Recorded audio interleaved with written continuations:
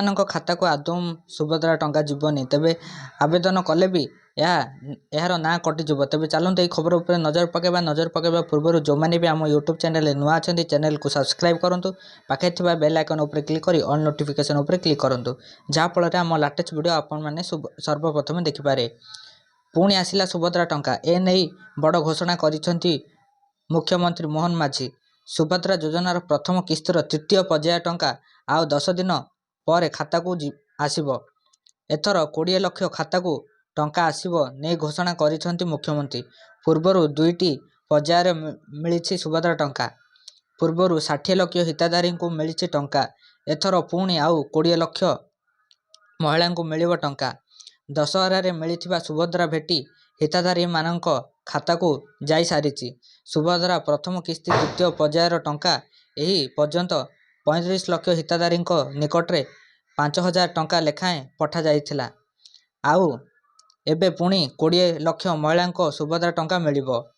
ତେବେ ବଡ଼ କଥା ହେଉଛି କେଉଁ ଆଉ 20 ଲକ୍ଷ ମହିଳାଙ୍କୁ ମିଳିବ ଟଙ୍କା, ଏ ନେଇ ବଡ଼ ଘୋଷଣା କରିଛନ୍ତି ମୁଖ୍ୟମନ୍ତ୍ରୀ ମୋହନ ଚରଣ ମାଝୀ।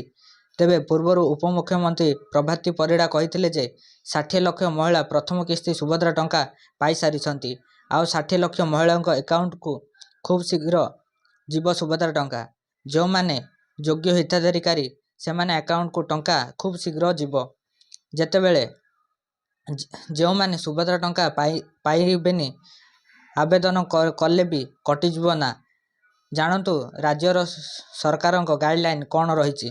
ଯେଉଁ ମହିଳାମାନେ ନିମ୍ନଲିଖିତ ମାନଦଣ୍ଡ ମଧ୍ୟରୁ କୌଣସି ପୂରଣ କରିନନ୍ତି ସେମାନେ ଏହି ଯୋଜନା ଅଧୀନରେ ଲାଭ ପାଇବାକୁ ଅଯୋଗ୍ୟ ହେବେ ବା ସେମାନଙ୍କ ନାଁ କାଟି ଦିଆଯିବ।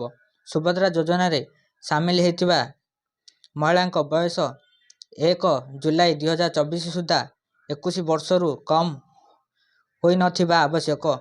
ସେହିଭଳି 60 ବର୍ଷରୁ ଅଧିକ କୌଣସି ମହିଳା ସୁଭଦ୍ରା ଯୋଜନାରେ ସାମିଲ ହୋଇପାରିବେ ନାହିଁ। ଏମାନେ ଯଦି ଆବେଦନ କରିବେ ତେବେ ନାଁ କଟିଯିବ।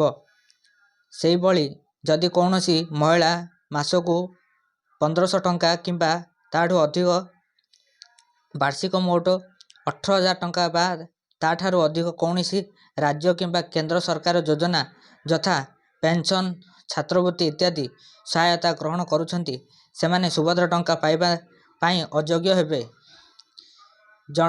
ଜଣେ ମହିଳା ନିଜ କିମ୍ବା ତାଙ୍କ ପରିବାରର ସଦସ୍ୟ ଯଦି ବର୍ତ୍ତମାନ କିମ୍ବା ପୂର୍ବତନ ସାଂସଦ କିମ୍ବା ବିଧାୟକ ସଦସ୍ୟ ହୋଇଥିବେ ସେମାନଙ୍କ ସୁଭଦ୍ରା ଯୋଜନାରେ ସାମିଲ ହୋଇପାରିବ ନାହିଁ। ସେହିଭଳି ଆୟକର ଦେଉଥିଲେ ଏହି ଯୋଜନା ସାମିଲ ହୋଇପାରିବେ ନାହିଁ। ଯେକୌଣସି ସହରାଞ୍ଚଳ ଶାସନ ସଂସ୍ଥା କିମ୍ବା ପଞ୍ଚାୟତରାଜ ଅନୁଷ୍ଠାନରେ ନିର୍ବାଚିତ ଜଣେ ପ୍ରତିନିଧି ହୋଇଥିବେ ତେବେ ସେମାନଙ୍କ ଏଥିରେ ସାମିଲ ହୋଇପାରିବେ ନାହିଁ, ନାଁ କଟିଯିବ। ଭାରତ ସରକାର କିମ୍ବା ରାଜ୍ୟ ସରକାର ଅଧୀନରେ ଥିବା ଯେକୌଣସି ଅଣ୍ଡରଟେକିଂ ବା ଅବସରପ୍ରାପ୍ତ ପେନ୍ସନ୍ ଗ୍ରହଣ କରୁଥିବେ ଏହି ଯୋଜନାରେ ଲାଭ ଉଠାଇ ପାରିବେ ନାହିଁ।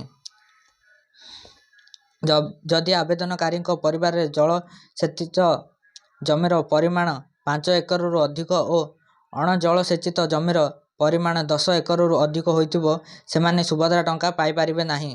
ସେହିଭଳି ଟ୍ରାକ୍ଟର, ମିନି ଟ୍ରକ୍, ଛୋଟ ବାଣିଜ୍ୟର ଯାନ ଏବଂ ଅନ୍ୟ ସମାନ ହାସଲ ସାମଗ୍ରୀ ଯଥା 4 ଚକିଆ ଗାଡ଼ି ଥିଲେ ସେମାନଙ୍କର ଟଙ୍କା କଟିଯିବ।